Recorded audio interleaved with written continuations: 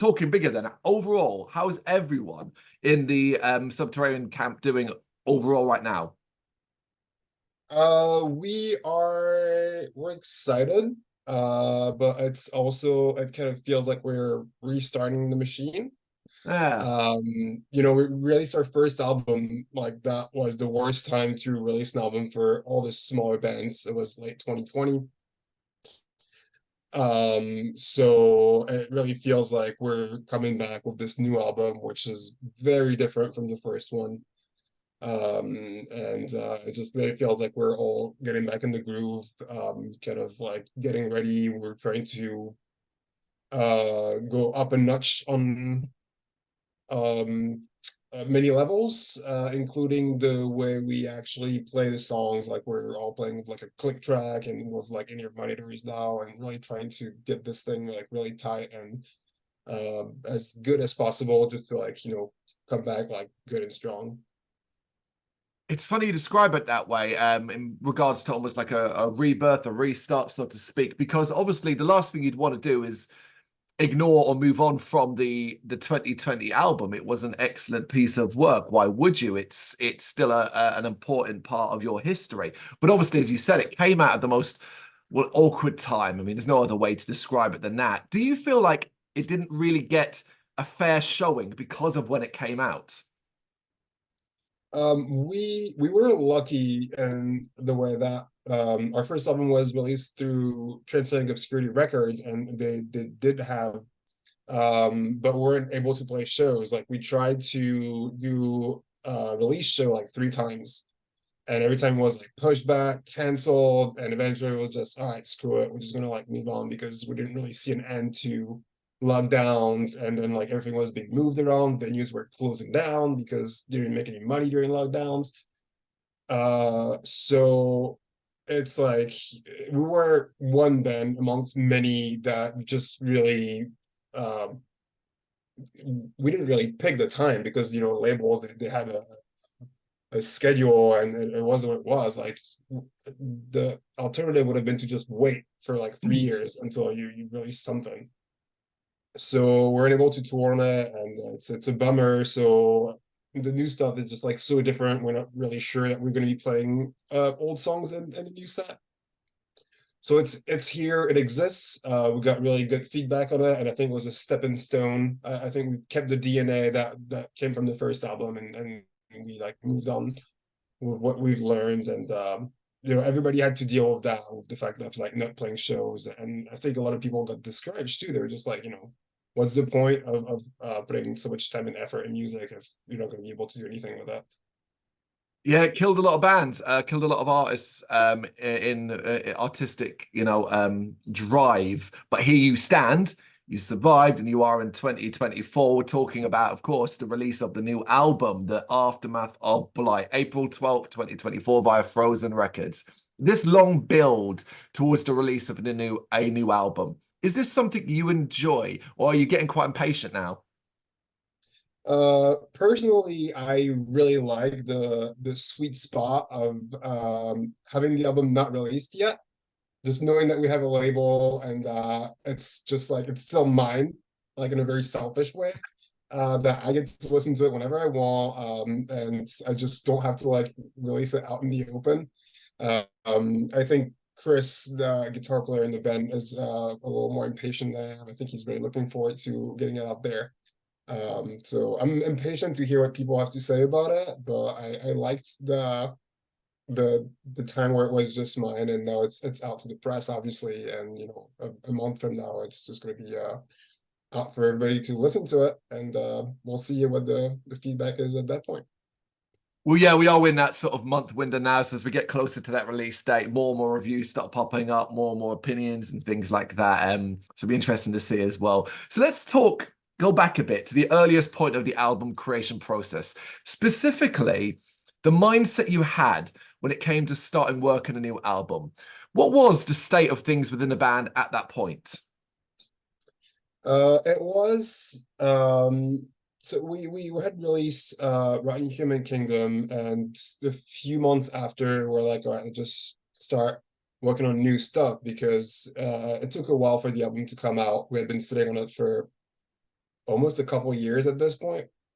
So we had new ideas coming up, and the cool thing in a way is that because of COVID, because of lockdowns, we wrote the album in a completely different way. And also Chris, the guitar player, he joined basically towards the end of Rotten Human Kingdom. He recorded the album and added some guitar parts, but he was 100% part of the writing process this time. And so he brought a lot of stuff that we didn't really think about before, and in the term of structure and of like really trying to push us and writing something that was maybe more complex. And it was super inspiring to have someone that was like, can be a little blunt and be like, all right, this is like not working in terms of tone, this riff is not interesting or whatever, and just really kind of like allow you to reinvent yourself because it gets your standards up. So yeah, we were excited, and there was this like unspoken rule of like we wanted to write a completely different album. We didn't see the point of writing the same album twice. And we all agreed on it. We never talked about it really. It was where we're well into the writing process that we're like, we don't want to write the same album twice. And we all thought that, but we didn't discuss it. Did you have a clear vision of what you wanted to do? Because ultimately, you have that rule. You don't want to write the same album twice, but the direction you go in is another thing. Because also you want to build upon what you did with 2020's Rotten Human Kingdom. We knew we wanted something that we wanted to move away from the very long form song. They're still fairly long, they're around 10 minutes each, but they're not the 15-20 minute songs that we had before. So it's something that we knew, and then it just everything kind of like evolved in this like organic way, in the sense that we were writing more complex stuff, and so we were kind of like adjusting our sound, turning down the amps, stop playing just like loud for the sake of being loud, and adding a bunch of guitar leads that were becoming like more complex and more kind of like melodic. And at first it was kind of weird. We're like, okay, it seems like strange, like somewhat different from what we were doing before, but we're like, it feels natural, it feels good. So let's go with it and see where it takes us. Like we really kind of like let the music speak for itself in a way and evolve over time. So there was no active, conscious decision out loud, people saying, we want to sound like this. Because of course you can cite your inspirations and you can reference bands you might be influenced by or might sound like in a way, but no, it was all very natural. Yes. Yeah, it was, and it just songs came together like that, and I think there are a couple songs. I think there are 2 songs that we worked on that went past the state of demo.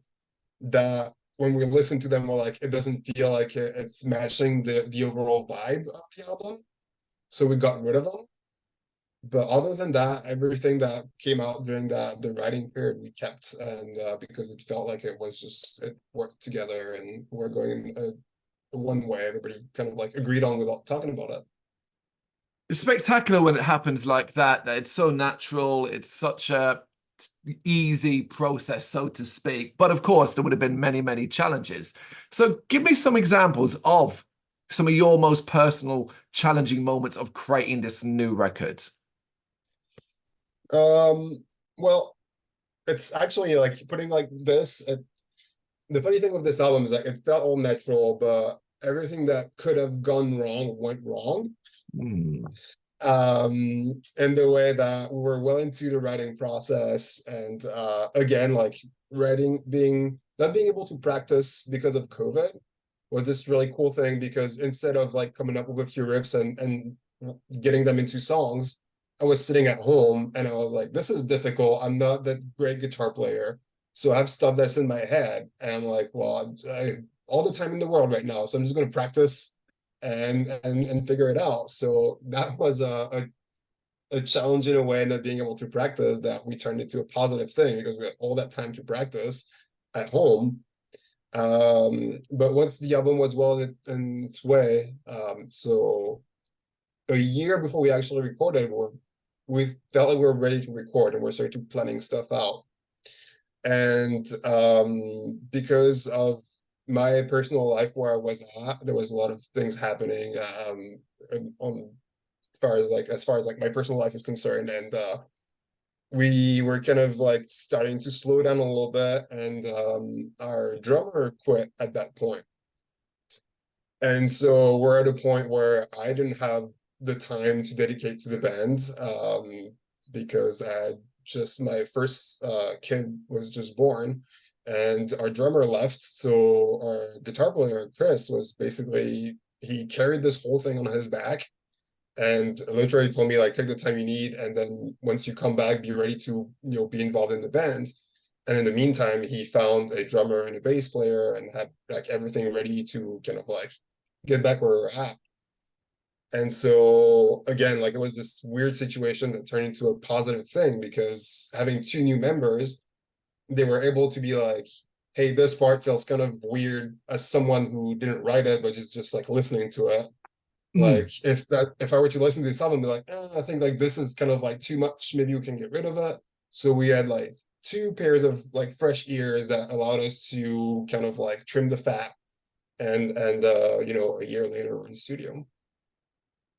And here we are, a month away from release. Of course, having a child will completely change your life. So the fact that you're able to continue now is simply fantastic. And on that front as well, then, sticking with the overall album creation, this entire lengthy period, what about some of the areas that for you personally, you found really exciting or interesting?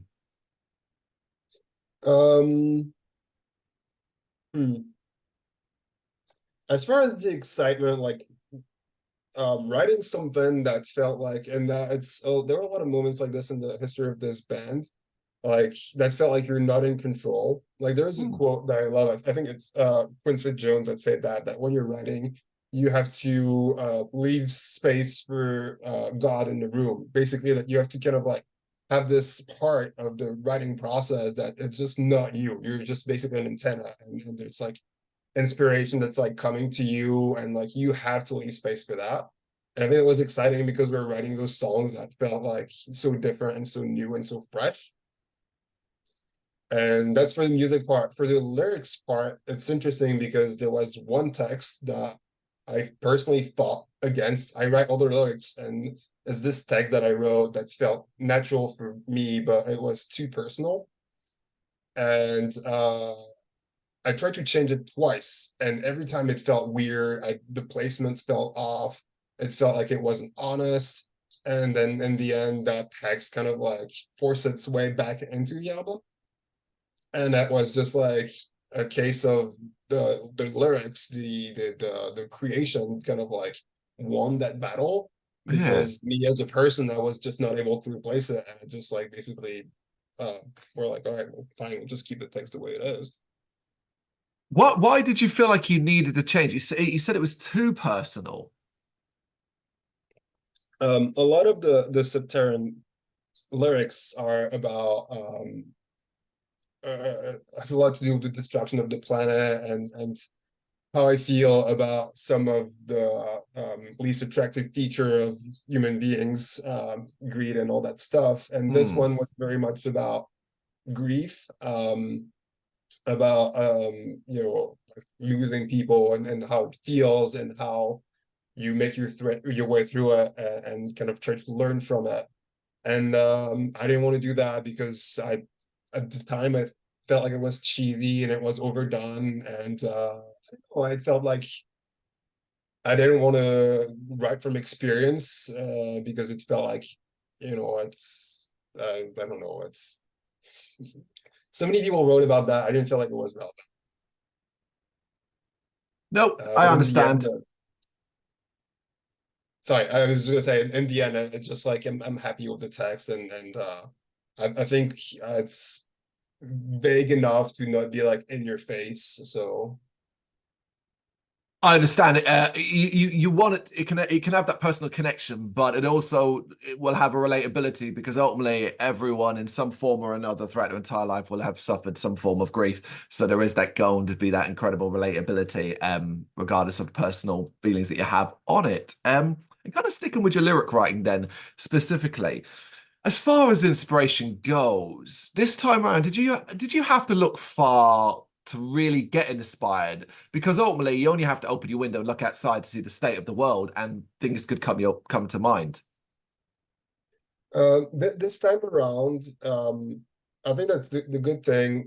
If I look at the first album, a lot of the lyrics I wrote uh, quite a bit before the album actually was recorded. So it was a lot of stuff that I wrote in my late 20s, early 30s. So there was some sort of like anger and angst that was very real at that point. And the text for In the Aftermath of Blight were stuff that I wrote now that I'm nearing 40. So it's a lot more disillusioned, a little more cynical too. And I also went and get inspiration from biblical quotes and literature, more classical stuff that I studied when I was in college and in grad school. Did It it? felt like Sorry, go on. it felt like especially we have the not far from where I live, we have I don't know what's the English translation, but what is called les tapisseries de l'Apocalypse, and it's a bunch of tapestries. It's in a castle and it's kept in like a dark room with like a room temperature, like that's under control, and it's Yeah, the Book of Revelation that is depicted. And I found it fascinating that like so long ago we write this thing about like destruction of the planet brought by the hand of God, and it's like you look around, as you said, you open your window and you're like, we're doing such a fantastic job doing it ourselves. Why would you need outside help for that, right? And it's just kind of like, the cynical disillusion view I was talking about, and it's like, we're doing a great job at replacing God. Hmm. I have to ask, did having a child change your lyric writing process? Absolutely. The process, I don't know. Well, of course, I usually have to wait until he lets sleep until I can get any type of work done. But it's more of like the view really, again, it's kind of like this whole thing of it forces you to look further than your own life, your own mortality, where you're thinking like, this is what do I want to leave for the future generations, and selfishly you become more involved because at this point you have a kid and you have something to kind of like worry about, and make sure that you try to do your best and leave the place in not so much of a messed up state for them. That is the idea, isn't it? But yeah, we're not doing a great job of that. What do you hope overall listeners take away from the new album, The Aftermath of Blight? um I don't know if I have any hopes really, because I guess it alleviates any type of fear that people like won't relate to it or won't like it. I know that we've had it for about a year at this point. Um, and I personally really I I love this album. I'm really happy with it. And I just hope that people can find enjoyment, be it from the music or the lyrics. And I don't know, like once it's out there, it's what I was talking about earlier, really, it's not really ours anymore. It's really for people that listen to it to decide what they want to do with it, and how it resonates with them. Okay, on that note, then on that same front, what would, in your eyes, success for this album look like? I don't know. Hmm. I think I'm like super rich off of it. Oh, that's Probably the not that. idea. Um, no, really, it would be cool to, be able to like go out and pull on this one, and hopefully we don't have a global pandemic to stop that. And we love to like get out there and play it for people, and then kind of like keep the creative juices flowing, and you know, write the next one, and you know, keep trying to improve on what we've built. And we're really looking inward, I think. Yeah, it's hard to think about what we think success is, Mm. outside of just us writing things that we think is relevant and make us happy. Do you have much in the way of live performances planned? No, we have the release show that is planned, which is the Frozen Fest. It's organized by the label once a year, and it's going to be in June. And yeah, we have to get working. We're doing all this stuff DIY. We don't have you know, a booking agent, even the PR. We're doing this DIY this time around. So it's a lot of like trying to find time on our personal time to do all that. So we really need to like get working on this, and the clock's ticking. So But if you can be as busy as the idea is, you're going to try and be as busy as you possibly can be, right? yeah, yeah, we would love to like get out there, and obviously, you know, we all have like jobs, and some of us have families, so it's the logistics are not necessarily easy, but we're definitely going to try to get out there for sure. Fingers crossed you get out as much as you possibly can. And on that note, then, as far as getting the name of the band into the ears of listeners worldwide, what do you see as the biggest challenge, and how do you feel like you can overcome that? Honestly, and maybe it's because I'm currently working on this. We're adapting, you know, we're all in our late 30s, early 40s, so we come from a time where PR and getting your band out there was very different. Now you have to like try to get your stuff into like Spotify playlists and whatnot, and get kind of like a deal with social media, which we're all very not used to. And so the difficult part for me is trying to understand basically how this whole thing works now. And you know, I sound like an old man saying that, but it's just like social media is so foreign, and I just can't get myself like interested in it enough to like constantly get content out, and you know, doing like stories and whatnot. So it's really kind of like trying to figure this out, and getting your band to the right people ears, and yeah, just writing a bunch of emails, and not necessarily getting answers all the time. Mm.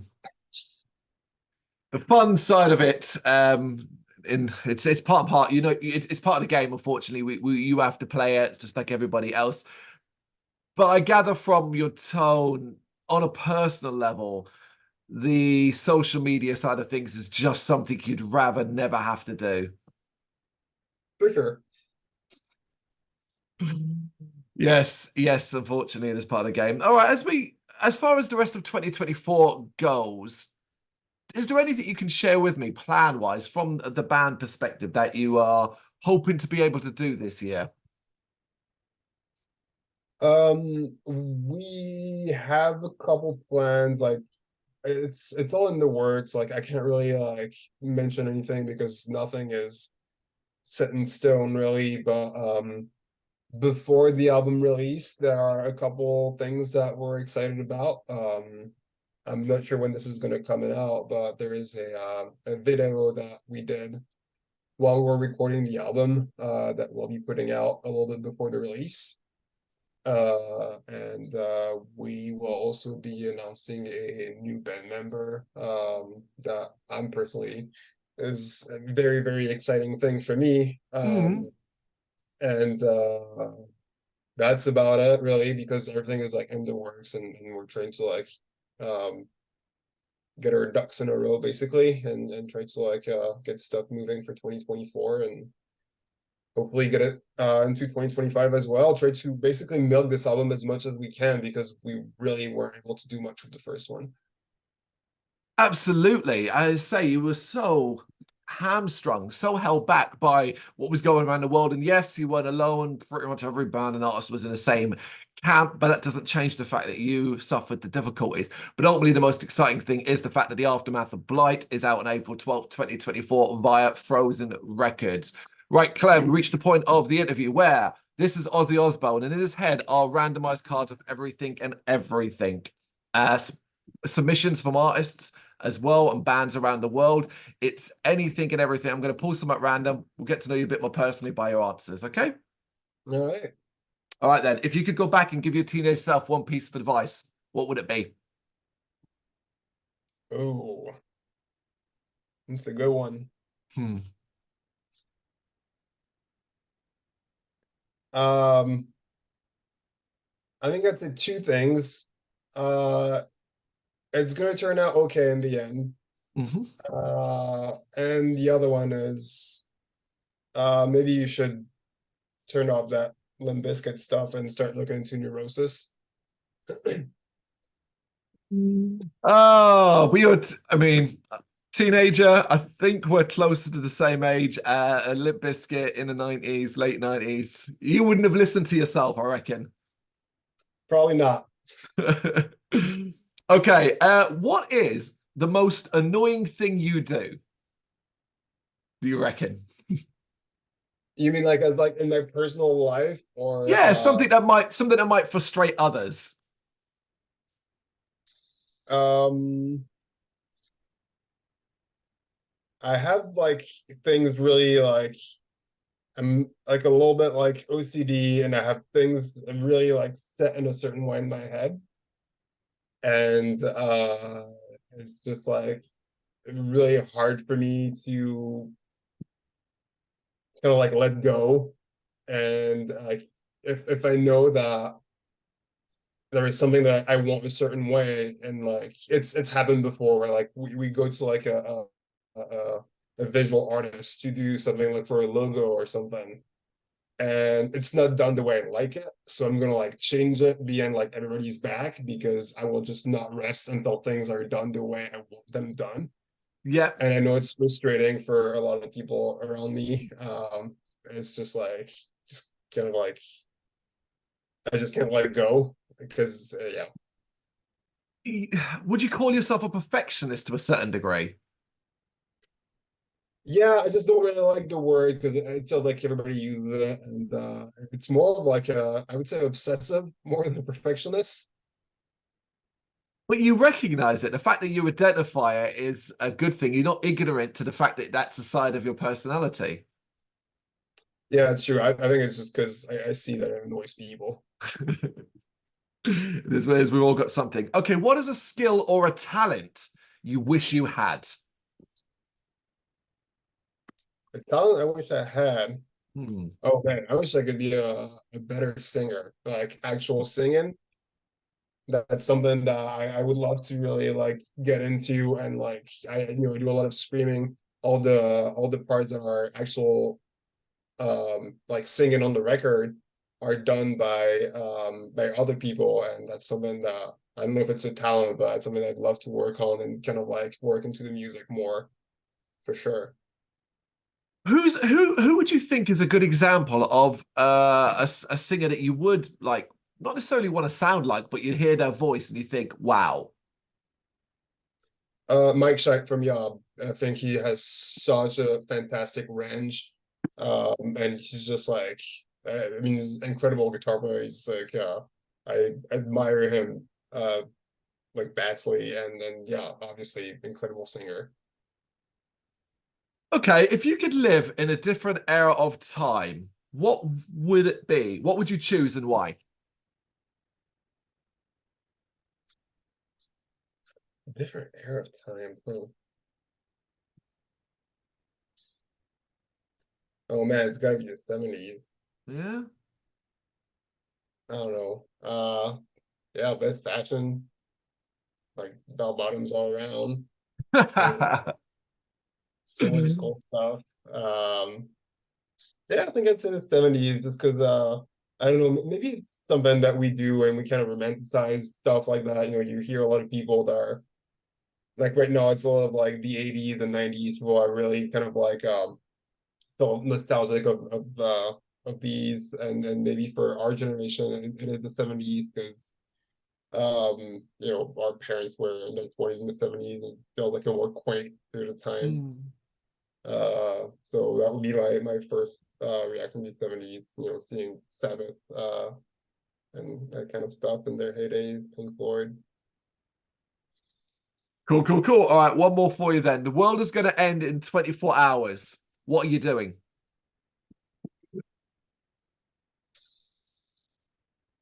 Those are difficult. I don't know. I guess I'd go around and tell everybody, I told you so. Told you so. Fabulous, fabulous. But I just want to remind people, even more fabulous is the Aftermath of Blight, out April 12th, 2024 via Frozen Records. I have had my ears around this record already. Initially, surprised and shocked by the direction, obviously, that you've gone in. But as a fan of that style of music, I found it a phenomenal listen. And of course, I think many, many people will as well. Clam, thank you so much for taking the time to do this. I really appreciate it. Thank you for having me. May I ask you a question? Absolutely. What's your favorite Critters movie? I see a wonderful Critters pillow behind you, and I've just been thinking about it the whole time. Oh, favorite one. I mean, I've got a love for the entire. I've got a love for all of them. Like in the fact that, but like I probably still stick with the original. Although I really like the second one a lot as well. I really do. I think it's kind of ups the silliness, and that can be a hell of a lot of fun as well. I saw them all when I was very young, probably too young to see those movies. So those two specifically kind of stick in my head. But I also really like the third one too. You know, like I'm very easy to please in that regard.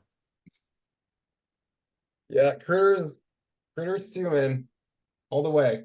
There it is. Thank you very much for watching. If you'd like to see more content like this, please consider hitting the subscribe button. It is gratefully appreciated.